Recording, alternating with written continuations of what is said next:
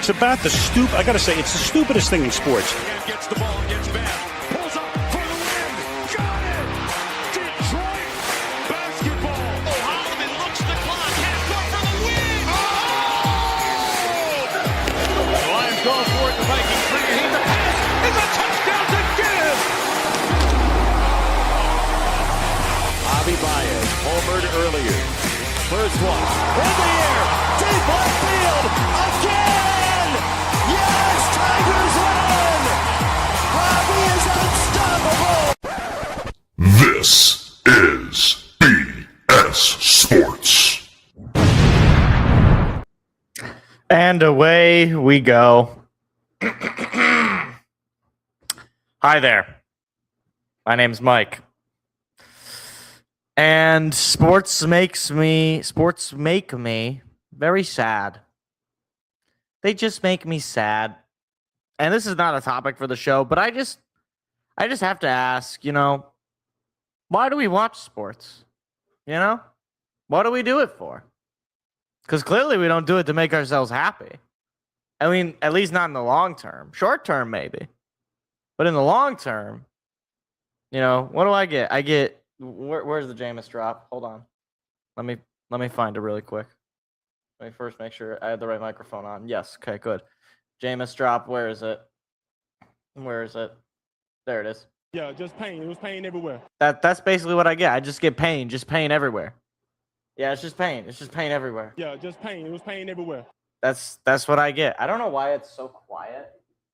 I thought the audio was pretty loud. Well, anyway, that's what we get for watching sports, basically. But we do have a good show. We have a lot to talk about. So I guess there's that, at least. Is that... Excuse me. Hold on, let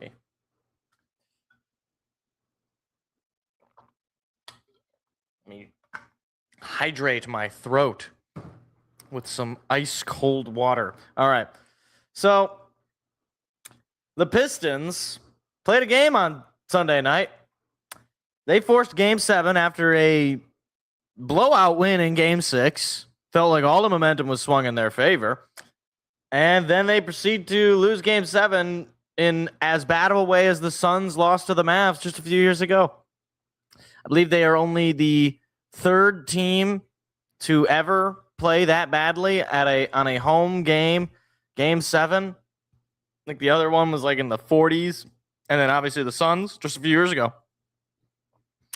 So, I mean, look, as far as the game goes, everything was bad. I mean, Cade was bad. He had some terrible turnovers in that game. Tobias didn't make a single field goal the entire game. Duren was awful, at least as bad as he has been all postseason. And the team was awful on defense. I mean, you're giving up easy dunks to Jared Allen, to Evan Mobley, giving up open looks to Sam Merrill, to Donovan Mitchell. It was just bad. The whole game was very bad for Detroit. There's nothing you can take away positive from that game other than that Game 7, James Harden did show up. He scored 9 points in an elimination game. So shout out James Harden, and hopefully he gets eliminated in the next round. But that only leaves me with this hellscape of a Final Four of OKC, San Antonio, New York, and Cleveland. I'm going to be watching the NHL playoffs. I'm just telling you that right now. But that's not to get too far away from it. Game 7, though, was frustrating for a myriad of reasons. But one of the reasons I found it most frustrating and most disappointing and most embarrassing is that it just shouldn't have happened. It shouldn't have happened. You should have closed out Game 3 with a win. You crawled all the way back in that game only to go quiet in the final minutes. You should have closed out Game 5. You were up 9 in the late minutes of that game at home. Should have won that. They were sloppy. They let Cleveland stay in it in both of those games, and it cost them 2 wins that if they would have taken just one of them, Cleveland would have been out on Friday night. So this brings me then to something a little bit different. I don't normally do audio of coaches and whatnot, but Hold on. Sorry. Excuse me, Mr. Reporter. Just be quiet for a second. I want to play the audio of JB Bickerstaff basically being asked, was this season a disappointment? And I have some thoughts. So bear with me. Let's see. Share tab audio. This should be good. All right. Let's do that. And let's just hit the play button. Big of a disappointment. It's not a disappointment at all. I'm not ever will I be disappointed in these guys. These guys every single day give us what they got. So it is not a disappointment. It's a loss, and it's a tough loss. But that adjective will never be used as this group. It's not. I'm not saying in the guys necessarily, but the season as a whole, and also I'm sure you had higher expectations. Falling far short of that, I guess, is that. I don't think we fell short of anything. And I don't like the direction of your question. I'll be honest with you. These guys have improved massively and done a great job. Anything other than positivity towards this group is unacceptable. The turnaround from where we've come from, what these guys have been willing to do. Yeah, everybody wants to win a championship every year. But, how much did you grow? How much did you improve? Did you sacrifice for the greater good of the team? Our guys did that collectively every single day, and we got better. We put ourselves in position to be here. So there's nothing disappointing about, this group and the outcome of this. How big of a disappointment? Okay. All right. Enough. All right. I have a myriad of thoughts about this as well. First thing I want to say is just, of course, I want JB to defend his guys. I want him to stand up for them. I want him to advocate for them. And look, objectively, yes, the team did get better than where they were last year. You won a playoff series. You got to the second round. You were the number 1 seed. You won more games than you did last year, and you were a 60-win team. Objectively, yeah, they got better. However, I'm sorry, you can't come in after getting blasted at home in Game 7 and say it's ridiculous to say that it's a disappointment, that you disagree with the, quote, direction of the question, and that, quote, anything other than positivity about this team is unacceptable. Jalen Duren just got off of the worst couple of playoff series I've seen from a Detroit Piston in a very long time. Tobias Harris didn't make a field goal in an elimination game. He's your second scorer.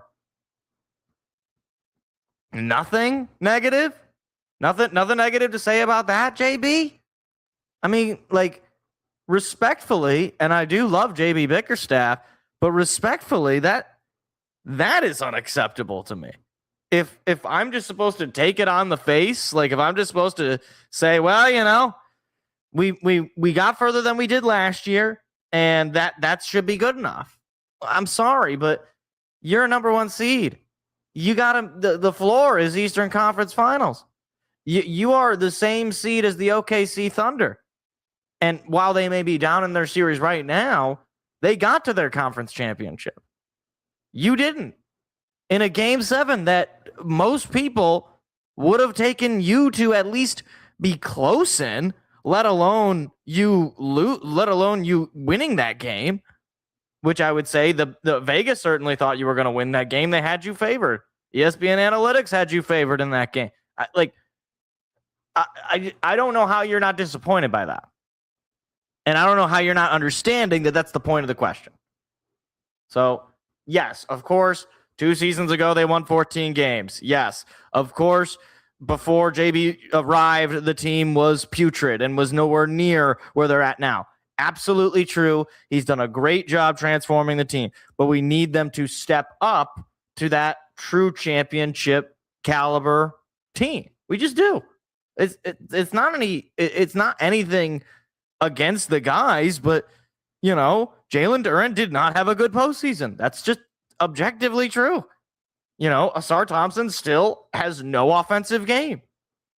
Okay, I don't know, if we're not allowed to just point out serious flaws in the construction of the team that may have led to the loss in this series, then I don't.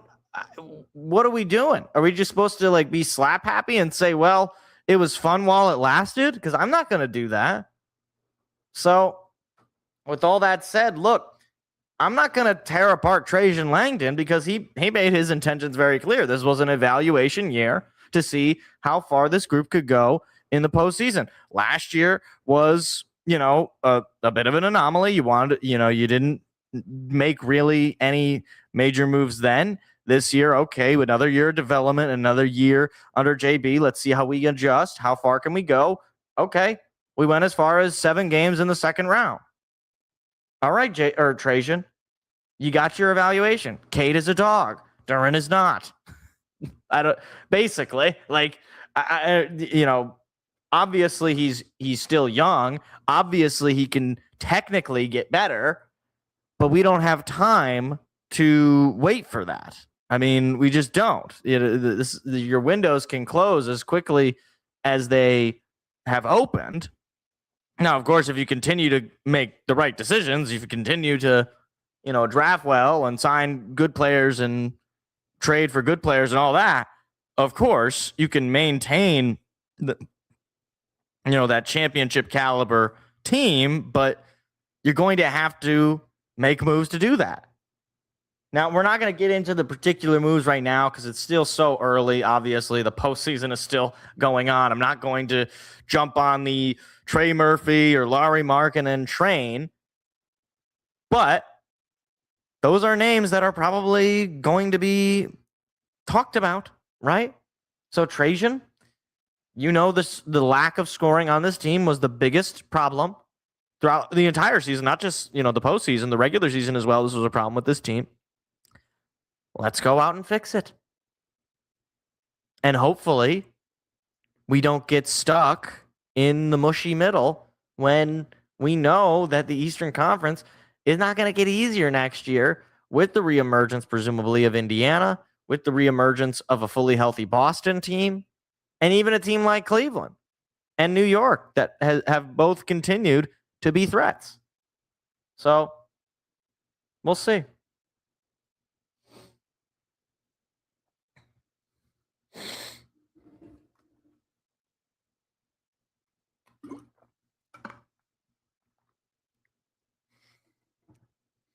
All right. So let's see what we got here. Game 7, Harden showed up. Unfortunately, every other Cavalier player did show up. Yeah, that's true. Or I think what it really was ultimately was it wasn't just that Game 7 Harden showed up. It was that the Pistons embodied Game 7 Harden as a team. So Game 5 is the one I'm most pissed off about before the coulda, shoulda, woulda because of how we blew it. Games 3 and 4 had its moments, but Game 5 is the one yeah. Okay, I know what you're saying. You're typing fast, I assume. But yeah, I'm with you. Game 5, that was a huge missed opportunity. And especially with the way they bounced back in Game 6, you thought, okay, look, they lost that game, but it was an anomaly. But no, evidently not. Happy we won a series, won the division title in 160 games. However, I'm not happy about what exactly happened in those playoffs. 2 7-game series, a 60-win seed. There's a 60-win, 1 seed isn't good. Absolutely. I mean, one of those was against the play-in team. Now, granted, you're the 1 seed, so you're going to play a play-in team. So maybe that's, pointless to point out, but it is what it is. I mean, you really shouldn't have had to come back down 3-1 to Orlando. You were better than them all year. You were. I mean, you had a 500 record against them, but as a team, you were more successful than they were all year. Already getting those trade for a superstar things. One that is making the rounds right now is Kawhi Leonard. However, the particular trade in question is bad. The mock is this. Clippers get Duncan, Ron, LeVert, Stewart, and the 27 first for Kawhi. No for me, too much. Yeah, I mean, I'm not interested in Kawhi Leonard at this stage. Let me just pull up his games played in the last 3-4 years, because this is what you want to talk about, bringing in a guy who can be reliable. I don't think you're going to be able to get that. I mean, this past year, he played 65 games. It's respectable. but again, he's missing double-digit total games. You also, the year before, he played just 37 games. 23, he played in 68. Then he played in 52. Then in 22, he didn't play. Then 52 again in 21. And that's just in the 2020s. So, yeah, he's been an all-star 3 times with the Clippers, if that means anything to you. And he's been all NBA as well.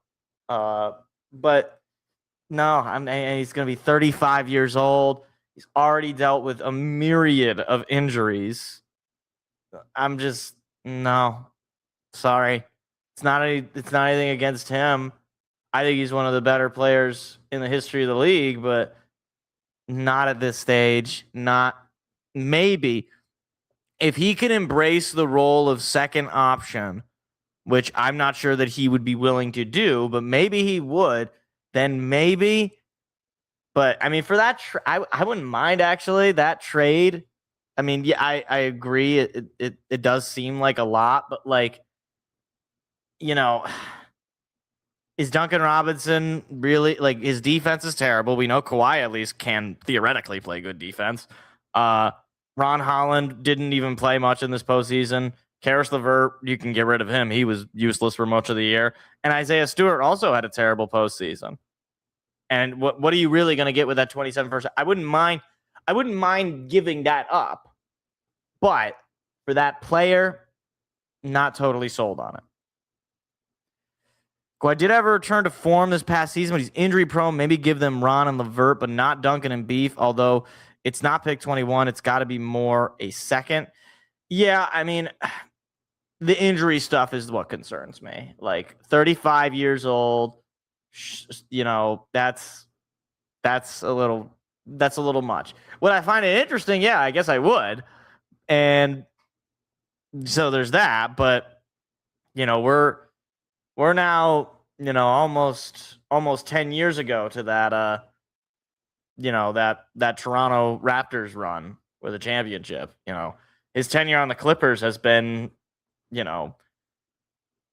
disappointing to put it mildly.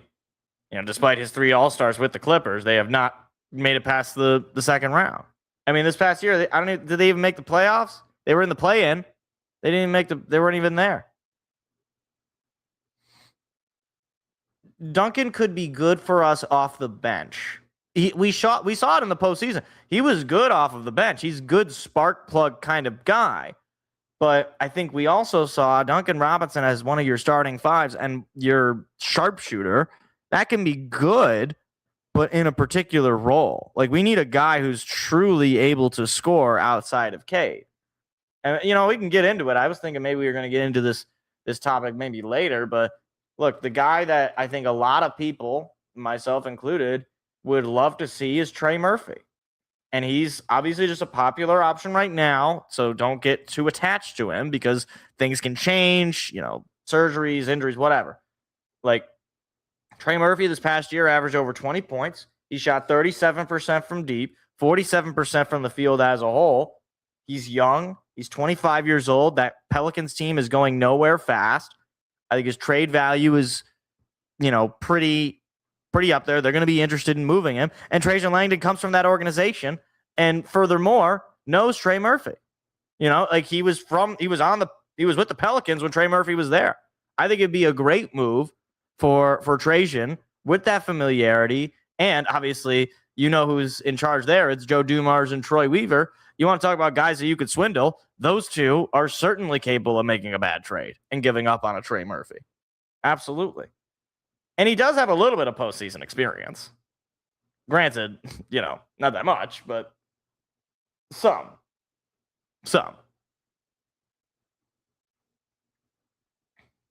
In a Lowry trade, maybe trade Duncan.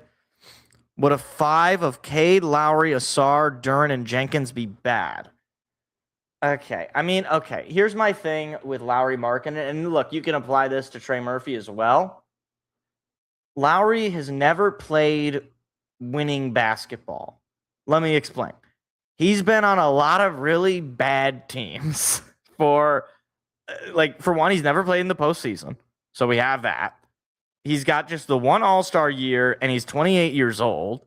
So even with him being a good player, he's also, I'm not even sure what the Jazz are doing right now. Like, I don't think they're interested in trading him because they just traded for Jaren Jackson Jr. I think they're looking to have, the two towers basically of Lowry at 7-1 and Jaren Jackson, who's obviously a defensive monster. So, again, it's similar to the Kawhi thing.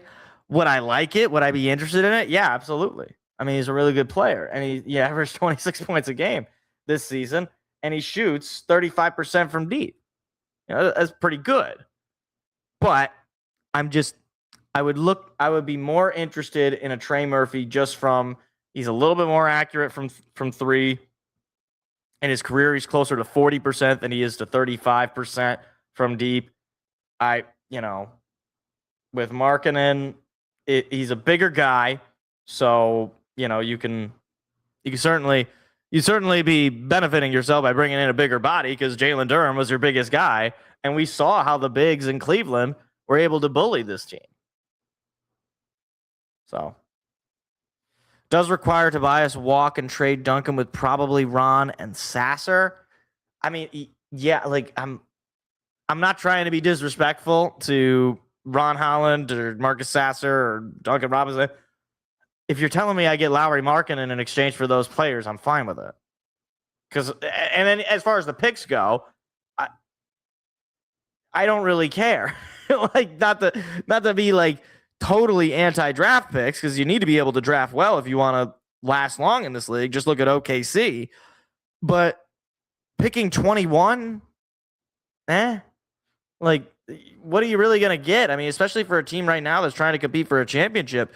OKC was an exceptional situation because they had so many draft picks that they were able to really get a lot of runs at the table. You don't have nearly as many draft picks as they do. So, yeah. And again, I'm not one of these people. People know me. I've done the show for long enough. I'm not one of these people that says you got to make a big, quote unquote, big splash. If I got to hear about big splash every offseason since I've been doing this has been the refrain for every single team. And look, sometimes it makes sense, of course, but like, it's such a root for radio, root for media, root for clicks type attitude. Like, what do you mean by big splash? Like, do you mean they got to get a guy who's a name? Do you mean they got to get a guy that you want them to get? Like, do you mean they got to like trade a bunch of picks? As far as I'm concerned, the only moves that I want to be made are good moves. Like, they don't need to be big splashes. They can be the right moves, and that will translate to a big splash in how it is. Yeah, bring in LeBron. Like that would be a big splash, wouldn't it? Bring in Giannis. Why don't we trade Jalen Duren, Asar Thompson, our next 3 first-round picks for Giannis? Is that big enough? I mean, like if the idea is that the bigger the splash, the better the move. I don't disagree. Signing Harden. Yeah, right. If we sign James Harden, is that going to be a big splash? Like there is something to say about, well, this team does have an identity, right? Like they want to bring in a certain kind of player, and that's what coaches are for, right? Like it's not fantasy basketball, it's not fantasy football where you can just apply somebody's stats to you. Okay, you run a scheme, you have a culture, you have these things that are, tangible and real. And fans don't like to hear that, but it's a reality. You're dealing with real life human beings. You're not dealing with, fantasy points or betting numbers. It's just so either way, Trajan has a job to do. And this is going to be a very integral offseason for him. I think going into last year's offseason, as much as I wanted to see them really make some nice moves, I thought they made sound but quieter moves. Now, Karis LeVert, that obviously did not work out, but I don't think it was a wrong move at the time. It wasn't like offensive. I thought the Duncan Robinson move was a good move. I think he's a good player, and he showed his value in a couple of those postseason games with some of the three-pointers that he was making, especially for a team that doesn't have a whole lot of three-point shooting. He has value, absolutely. And he's obviously already had postseason experience with Miami. So I had no problem with Duncan Robinson. I also wouldn't necessarily have a problem with bringing back Tobias Harris or even necessarily bringing back Jalen Duren. It depends on how you're doing it. If you bring Duren back on a max and you re-sign Tobias Harris and your big move or your quote unquote your new guys are just ancillary, depth pieces, well then yeah, I got some questions to ask, because if the problem was your offense and you didn't actually change anything about your offense, well then in what sense did you get better? You're going to have to rely a hell of a lot on development, which is not necessarily a bad idea to focus on development, but you need to also bring in known commodities. That is very important. You don't want to bring in nobody, or you don't want to bring in somebody for the sake of bringing somebody in, but you also don't want to bring in nobody. It's a delicate balance. He's a free agent because even during the series, I've heard Cavs fans complain that they traded Darius Garland, who, although is injury prone, is in his late 20s for Harden, a free agent who is in his mid 30s or late 30s. This is my thought. And this is another thing. I mean, again, this is not, the Trajan Langdon fan club show, but here I am. The people complaining about his trade deadline, I'm sorry, what move was made that you wanted him to make? Did you really want to trade for James Harden? For who? Because you know what the Clippers would have asked for. They would have asked for Asar Thompson. Because who's Darius Garland? Okay, Darius Garland. Let me just pull him up really quick. Darius Garland is not an elite scorer. He's at 18 points a game. He does shoot very well from deep. But he's, I think of him more as, kind of a defensive menace a little bit. He averaged a steal a game. He's a guy who's not an elite scorer, but he certainly plays good defense. And they traded him for James Harden. Okay? So, if they wanted a not elite scorer, but a defender, they would have asked you for Asar Thompson. And you would have hung up the phone. Rightfully so. Because Asar Thompson is a top 3 defender in the league. Now, granted, he's a much worse scorer than Darius Garland. But, yeah, I just don't have a problem with the trade deadline as it was. Because the other thing is, Trajan Langdon didn't pull our leg. He told us exactly what he was doing. He wanted to see how this team played out in the postseason. And, okay, that's totally fair. I had no problem with it whatsoever. Kevin Huerter move was okay. IMO, not the best, but decent, especially when compared to Ivy's numbers. Although personally, I would have asked for IO. I mean, look, again, obviously, hindsight is 2020. Hold on, let me pull Io Dosunmu. Let's not turn him into something that he's not. Okay, the guy averaged 14 points a game on the year. Not that Kevin Huerter is some superstar, but again, you were trading Jaden Ivey, who had just come off of an injury, wasn't looking good, and you probably weren't going to re-sign him, and neither is Chicago, evidently. So I don't know that you even would have been able to get him from Chicago. I think for a lot of people, they look at the postseason where he averaged 15 points. But again, yes, it would have been nice to have him based on how he performed in Minnesota. But was Chicago going to make the trade if you got him and they got Jaden Ivey from you? Maybe not. Probably not. It was a 3-way deal, okay? You had to negotiate with 2 other teams. It's just, I think you made a good call. Kevin Huerter had some value for your team down the stretch, helped you get to that number 1 seed for sure. He obviously just didn't get a whole lot of playing time. I think, hindsight is 2020, but you weren't going to pay Jaden Ivey, and that's really where the value of the trade comes from. You weren't going to pay him, so you got a pick swap. And now you can use that pick in a potential trade this offseason, or you just get a better pick in the draft. I don't have any problem with it. I said that at the time. I thought it was a fine trade. I don't think it was, this amazing stroke of genius and perfect trade or whatever. But yeah, you weren't going to trade. You weren't going to pay Ivy. Sucks.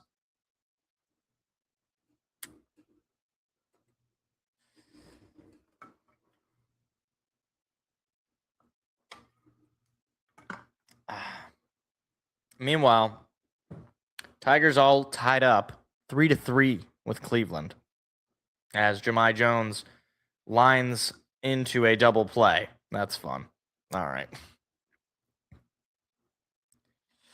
I've been on the AO thing. Is it IO? I think it's IO thing since 2021. I really, really liked him at Illinois. You also got him in the second, but he picked right before Troy and ended up taking Isaiah Livers. Damn. Yeah, I mean, again, certainly better than Isaiah Livers. But I think for a lot of people, we need to relax. Okay, Ayo Dosunmu is not like a world breaker. Okay, he's not all NBA. He's not a superstar. He's not some like transformative player. He's a fine player. He's a good player. But let's not turn him into something that he's not. Like that's all I'm saying. It's a good player, shoots well from deep, but it's just anyway. He would have done well with us. I don't doubt that, but anyhow. All right. You want to have some more happy news? Let's do some. Well, before we do happy news, let's talk Tigers just because they're on right now. The Tigers are spiraling out of control, and I really needed the Pistons to stay alive to just keep me from talking about them. But based on the fact that the Pistons are now out of it, unfortunately, I guess I probably will have to talk about the Tigers. So look, I'm not gonna talk too long here because, again, I didn't really put that much dedication into this segment. My panic level is not fully on, but it could emerge if by the end of June we still are basically spiraling and like not winning series and our hitting sucks and guys keep getting hurt and our pitching's terrible. Like that's when I will fully panic. Right now, I'm just kind of blah. Like I'm just disgusted by the play. The pitching as a whole has been bad. I mean, right now Tyler Holton's on the mound. He's got a 4.5 ERA and an opponent OPS of 835. That's terrible. Okay, I've gone through their bullpen before. I could go through it again, but I'm not going to do it right now. But yeah, they've been atrocious on the mound, especially in clutch situations. Right now, this is a clutch situation for this bullpen. Can you hold on to this tie game that your offense has managed to, squeak into a tie, right? So, anyhow, they're not putting themselves in a tough or they're not putting themselves in a good spot for long way down the road. Look, again, if they can get maybe a little going at the end of this month, we're past the halfway point of the month. If they can clean it up in June, get themselves close to that wild card spot, maybe you'll feel better about it. And obviously the injuries have played a role, but it's not just the injuries. Let's be honest with ourselves. It's not just the injuries. It's the fact that you have guys like Spencer Torkelson, who granted had a home run today, but on the year has been atrocious. I mean, now I will look up this Tigers lineup really quick. Roster, or let's just do lineup hitters. Let's just do that. Okay. Pull it up right now. I mean, you're putting guys out there like, and now look, they didn't start with this, but it is what it is. Zach Short, welcome back. He's terrible. Okay, Jake Rogers is terrible offensively. Parker Meadows, when he was here, was a fine player, but he's hurt. Colt Keith, he's hitting well, but he's not hitting for power. Like some of the other, like Gage Workman, Wenzel Perez, like Jahmai Jones, Matt Vierling. Yeah, you're not going to win a lot of games with these guys in your lineup. Like right now, as far as hitters go, just looking at, oh, okay, that doesn't help. I wanted not just 4 players as far as my qualified hitters for average, but, Spencer Torkelson, below the Mendoza line, 195. Jahmai Jones, 185. Wenzel Perez, 170. Zach McKinstry's hitting 173. Jake Rogers, 146. Zach Short doesn't have a hit. Yeah, this is when you put those guys on your lineup card, it's going to be hard to score runs. So this is obviously, again, in part, is it due to injuries? Yes, because Zach Short shouldn't be on the team. Yes, Matt Vierling shouldn't be on the team. At least not, in a far, and at least not in the way that he is now. But do you really think Parker Meadows is, Aaron Judge? Like he's just going to come in and he's going to unlock the offense? Gleyber Torres, he's a fine player, but he has just a 717 OPS. He's not some world beater. He's not some offensive juggernaut. Javi Baez has a 677 OPS. Again, it's like, even if you bring both of those guys back, it's not exactly some, murderer's row. You don't have anybody in the double-digit home runs. And we're almost 2 months in. So it doesn't help, obviously, that the pitching has severely underperformed expectations despite, obviously there's been injuries and, you don't have Verlander. And is Verlander even going to be any good? And Fromber's not playing well. And, Tarek Skubal's out. No, yes, understood. But they're not even performing to the standard that I think they should be, which is that they should at least be a 500 team. I mean, guys are just not performing. Torkelson, I'm done with him at this point. I don't see him ever consistently being that power hitter from the first base position.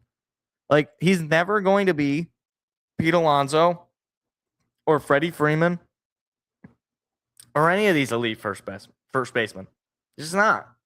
So just cut your ties. Even Kerry Carpenter, I'm pretty much done with him too. He's gotten injured basically every year. And look, does he have some good moments? Does he have some big home runs? Is he a fun player? Sure, but you can't hit lefties or you can't hit righties. Whatever. He can't hit lefties, right? I think that's right. But either way, you can't hit one type of pitcher. You're not a very good player. Riley Green's been fantastic. He's batting .331 with a .916 OPS. He's about the only player on this team offensively that's really tearing it up outside of, McGonigal's been excellent, of course. And Dylan Dingler has been really solid, a really good power bat. But that's 3 guys. That's a third of your lineup. The rest is just garbage. No disrespect, but it is what it is. It's unacceptable. So, yes, you got to get healthier. But you might think about, maybe instead of bringing up the Zach Shorts of the world or bringing up or running Matt Vierling out there, maybe you try a Max Clark out of AAA. Maybe you try a Max Anderson. Maybe you just double up on Maxes. I don't know. What's the worst that could happen? You don't want to stifle these guys' development, of course, I understand, but you're losing without them. So if you lose with them, at least they're getting major league at bats. At least they're getting some, benefit. I don't know. There's got to be something.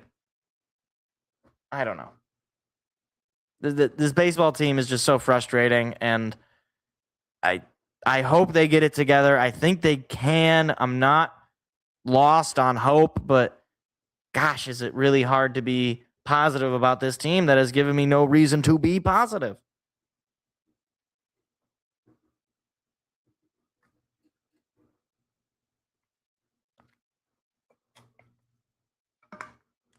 I love how I said just gonna do a short segment. I do like a full-fledged segment on the Tigers. Didn't even really have stats ready. Didn't have, major points. I just said talk about the Tigers, basically. That was what I said on my show sheet. But here we are.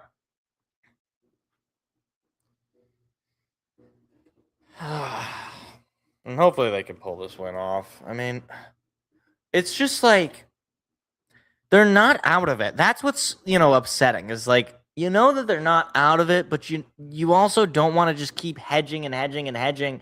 And then, oh, wait a minute, we're at the end of June. Or, oh, wait a minute, we're in August. Or, oh, wait a minute, the season's over.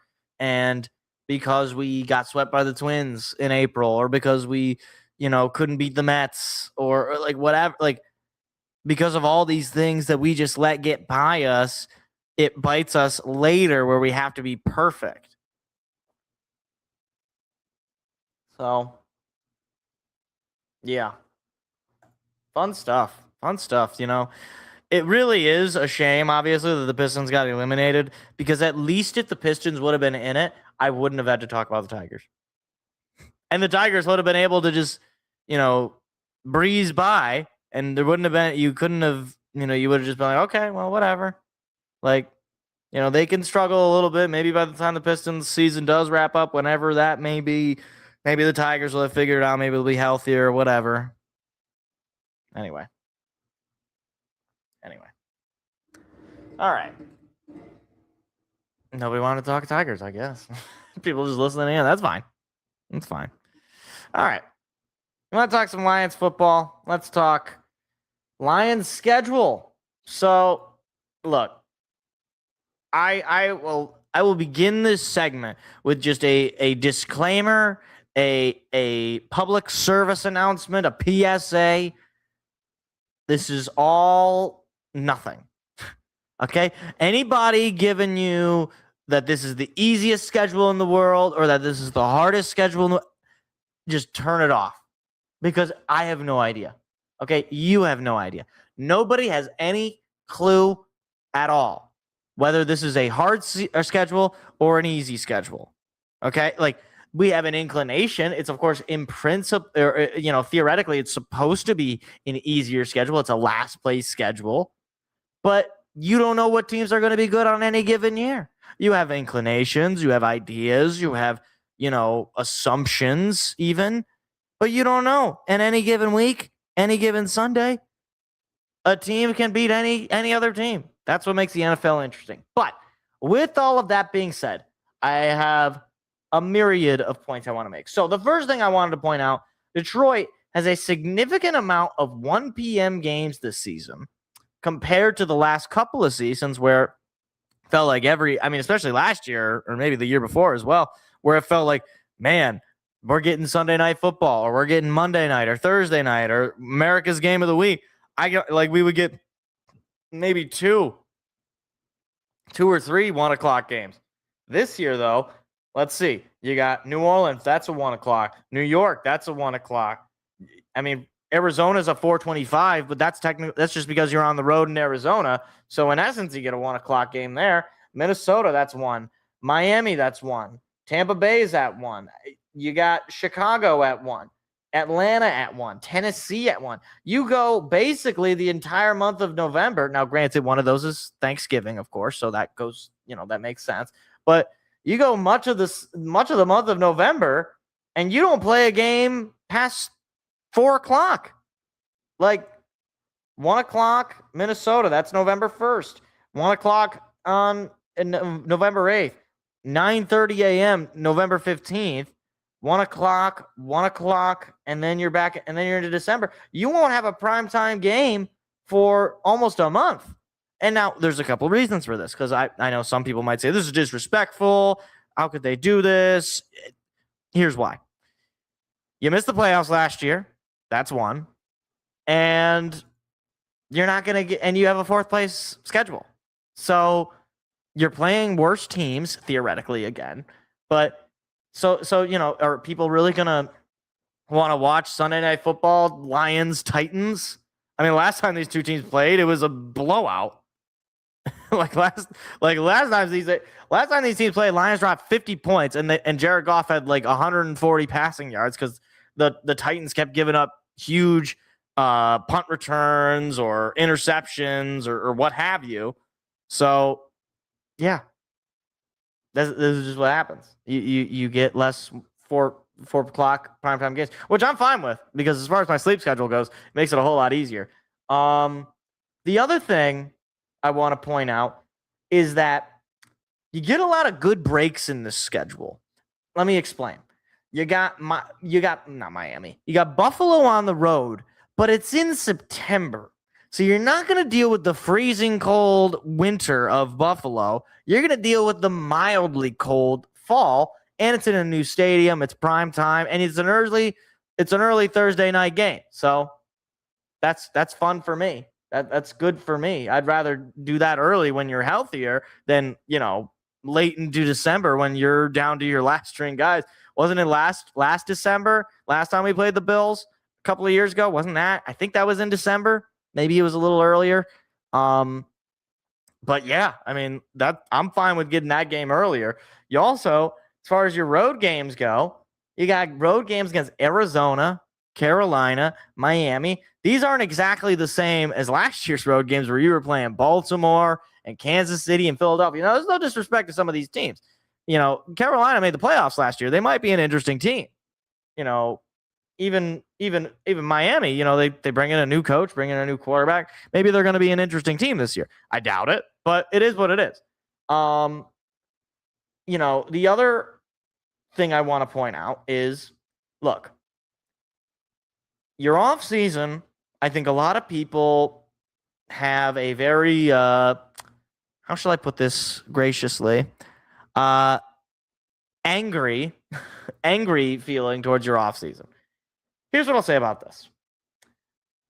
You got better on offensive line. You just did. You bring in an actual center in Cade Mays. You steal him from a team that you're playing this year, so that's always a good thing to steal a good player from a team you're going to be playing. You like that. Then you grab some depth guys in your defense. Take that for sure. The McCreary out of LA.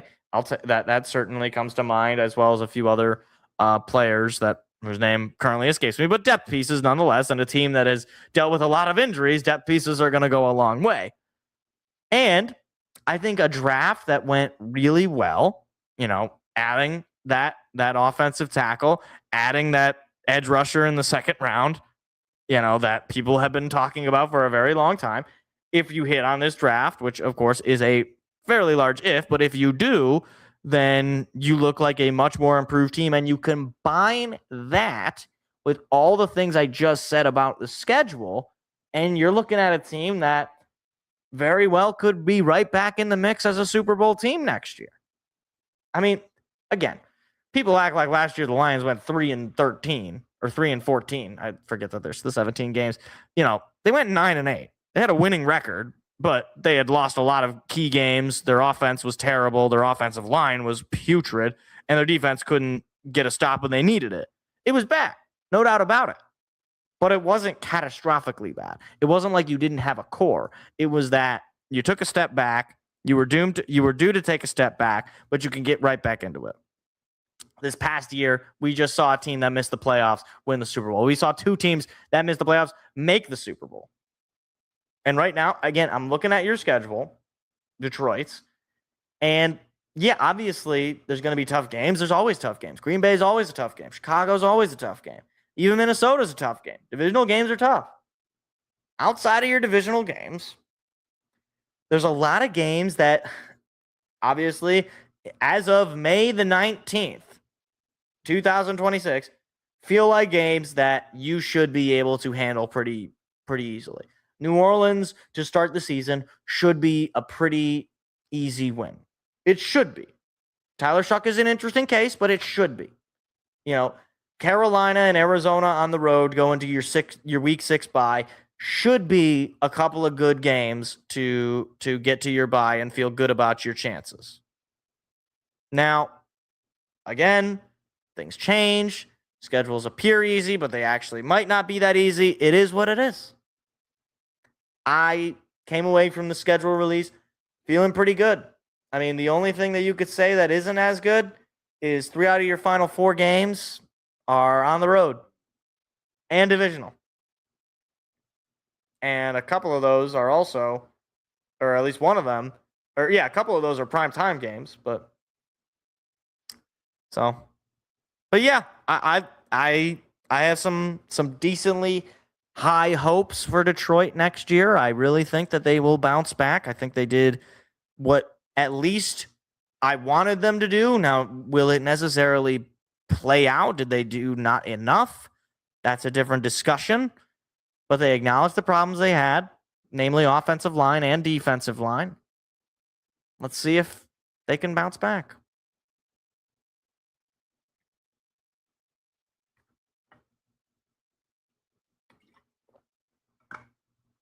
I see Big Task here.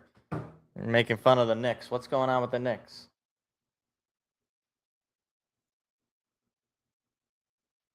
Oh, they're down 10-4. Okay. Still early, though. But all right. That's today's show. Obviously, no live reactions. So thank you guys for stopping by and listening in. We will be back next week for all the sporting news of the week. So if you enjoyed, please hit the like. Please hit the subscribe button. I really, really do appreciate it. So have a great rest of your night. Clips will be coming out. The shorts coming out later tonight. And the full-length clips coming out in the next couple of days. So have a great rest of your night, everybody, and take care. See you later.